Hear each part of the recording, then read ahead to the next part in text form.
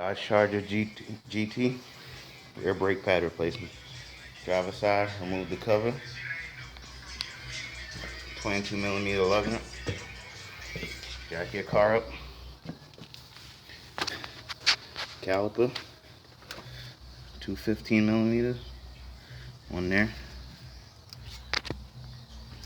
One there. That'll remove your caliper. Let's do that now. Also, this spins. So you're going to use, I'm going to use a crescent wrench to hold that right there while I loosen the 15. Alright, once you remove both 15s, just take off your caliper. You'll need to compress that piston there. Show you how that's done. Remove your old brake pads. Alright, so I'm using a C-clamp, old brake pad, compress my piston. Alright, old brake pads removed. The new ones, just pushing them in like that. Same thing on the inside.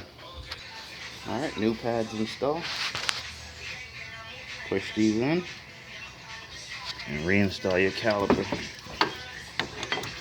Just like that.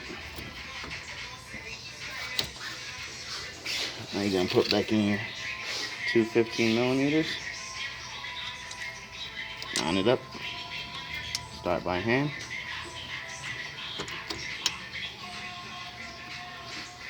Then we'll tighten down both 15s.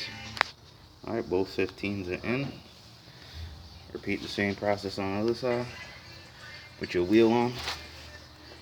That's the Dodge Charger GT rear brake pad replacement. Thanks for watching. Subscribe, comment, hit that like button. See you next time.